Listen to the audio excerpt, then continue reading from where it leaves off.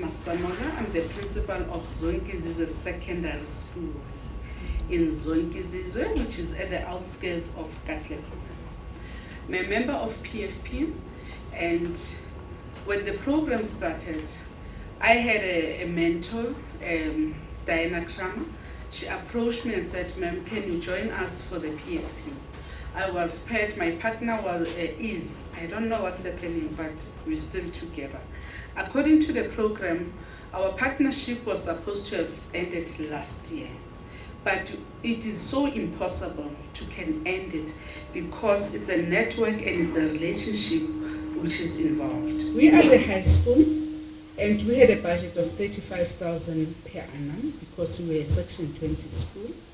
And we had 1,400 learners that we have, and it's a no-fee school. With 80% of unemployment, a highly impoverished section. And Graham is my partner. He was running a poly-oak packaging, which they work at the budget of 950 million, and with that number and so on. Now, when the partnership started, you know, often than not, because we are schools and we lack everything, it was important for us as a school to say, hang on, who are we? Exactly what is it that we need from this partnership? And the first thing that I said to Graham, I said, Graham, we are the school, we run with children, with souls. We do not want you to come and dump in money here, because money will confuse us more if we don't know what our vision was.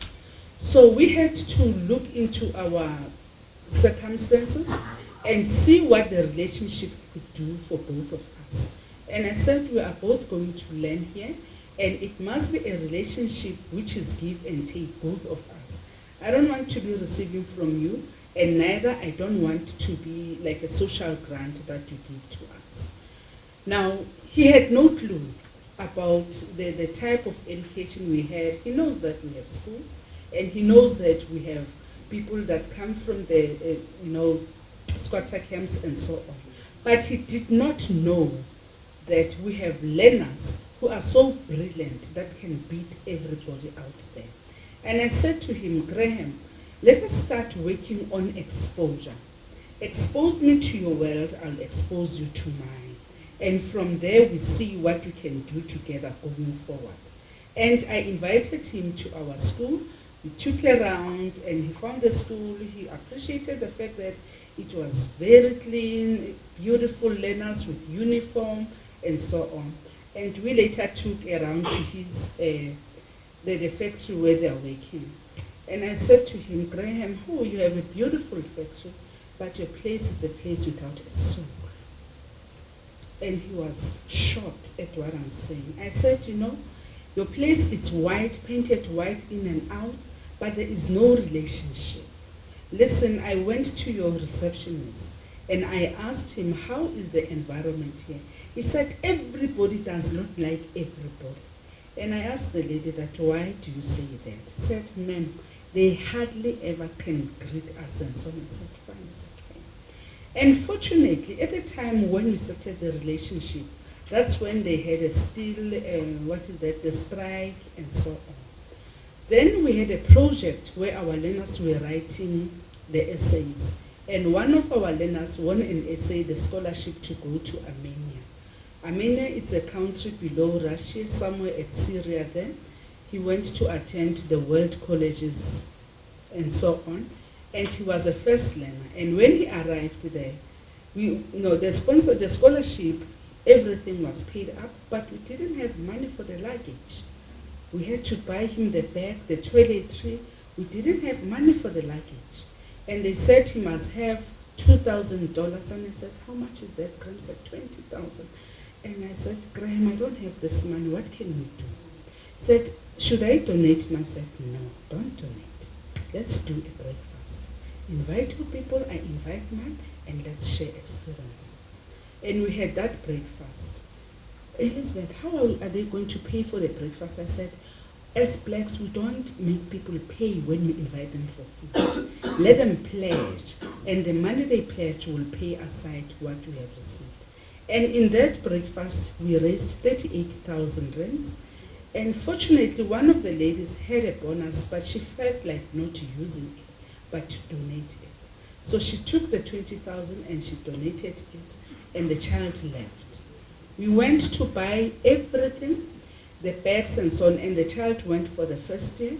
He came back with the syllabi, and I said, let's go to them and let's share what the experiences were. So we, had all their managing team, and we shared the experience. They checked the levels, and the child had all level 7s, including French, which he did for the first time. Now, they couldn't believe where the child stays, and I said, let's invite your management, let them come to my school, and we visit the home of the child. When we arrived there, it was one room shack, and one bed and a candle. And that's all what he used.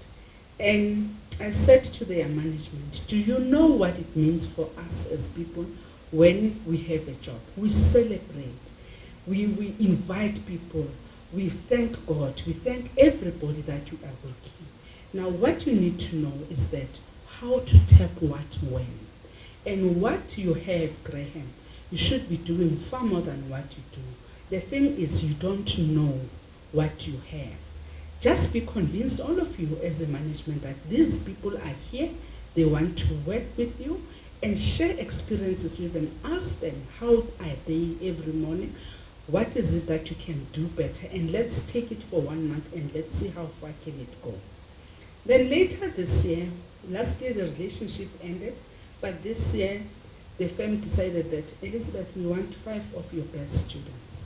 And I gave them my learners. And they said, what are the symbols that they had last? I said, no. Yeah, leave it to the kids, they will tell you. And when they shared the stories, we had a boy who obtained 97% for maths, the other one 95, the other one 88 for physics, and the other one 94. But they had bursaries, but they did not have the place to stay.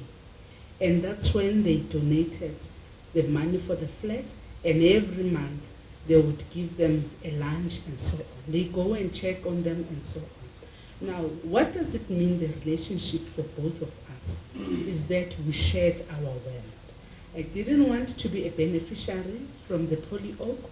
I wanted them to have lessons, to know the level of poverty and the skills and the humans in which we are and what people go in every day, what they experience. The last, something that I didn't realize, I gave him one child just to take to school, and she was a beautiful child, only with maths at the level 4, I think. And the girl promised that, I'll give you 86% if you really adopt me. Now, I did not realize that this girl, every time we go and meet Mr. Graham, he would be in one black dress. And one day he said to me, but Elizabeth, where are the other dresses? I said, you're talking about a dress? These girls, every time, when we give them school books, we give them school uniform. They eat at the school for the feeding scheme, but they work around the clock. Now, the relationship with Poly Oak, it is not possible for Graham and I to end it. Because whilst we are nurturing these kids, my own son died. And he traveled all the way to Limpopo with me, and he was part of the ceremony. And later, he invited me over to his home. Now we are the family that we can't even explain how we are. Now, what is the advantage of the PFP? The PFP, we work with the CEO and the principal, where nobody will treat you and say, you haven't done better. He's a soulmate, and he knows when you're vulnerable. And every time when you don't get anything right, you can give him a call and say, Graham, how would you solve this problem? And sometimes he would ask me, I remember the Zulus and the management, they have a technical site and it's mostly Afrikaners. And they have the people who work at the workshops and they are mostly blacks and Zulus. And I said to him, the skill separates them, Graham. It's not the language. Our people are not skilled in the fields that you are doing. Now what you need to do, leave those people, take them out because they have to go to pension, and let them pension fighting because their mindset does not allow them to can change. They are too old. And Zulus and Afrikaners are the same, just in different languages. All you need to do, work out a succession plan where you recruit the young technicians and so on, who will be there, who do not know color, because we do have those learners. So those are the small lessons, but very imperative. And lastly, as schools, we have learners. We expect them in future to work. So for me, Graham, he was a mirror that if I have to produce 100% good children with skills, knowledge and values and mannerism, what is it that you expect from us? And we realize that late coming cannot be, it shouldn't be even negotiable. The manner of dressing, the greetings and so on. So I know that if I have to produce learners who are skilled and who belong to this South Africa, attitude is the same thing. It's one thing to be an intellectual, but if your attitude, then you are nowhere. And that's what I have seen with him. And I said to him, Graham, I have children, they play. The day they came, the whole school was crying to dance for him. You know, the Zulus were dancing, the Tsongas and so on, and it was such a lovely experience. Now the PFP for us, it's a question of a soul, more than for us gaining. Yes, the knowledge we gain, and we share experiences, their books are wonderful, time to think, the community of working and so on. But for us with Graham, what has worked wonderfully well is the fact that we were diverse yet the same in different ways. So right now the relationship is supposed to have ended. It's stronger than ever before. He has adopted 6 of my learners who are top achievers, and the one who was in Armenia came back from Armenia with another scholarship to the USA because he was top performing. As a result, this year I was crying tears. I ran to the MEC looking for his fund. He still comes back to the same family where he stays in one shank. But the performance of that child is outrageous. So my excitement is that he knows that when he comes back, because he's doing electricity, he will adopt him to his firm and the 3 accountants and one who's doing electrical engineering. And he gives them time to do practicals and so on. Where, most of all, he visits them at their homes. They phone him and say, we are supposed to go home, we can't. He goes into that location and everybody screams, Uncle Graham!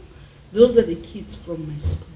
So I'm saying, if we can allow ourselves to be vulnerable and to open up to our humanity side, we can achieve far more than what we can expect. I've been gone to many ceremonies where we share our experience with Graham. One day my husband said, you know, you two, I don't even know what to say. I don't know whether, you know. So we've shared the experiences with the people from different places, and everybody just adores the relationship that we have. And one thing for sure, that we have came to the conclusion, we told the PFP people that we appreciate the fact that you have met us, but for now, our relationship will go on and on. And we are grateful that we were part of PFP because what we have found, it's a home in another home. I thank you.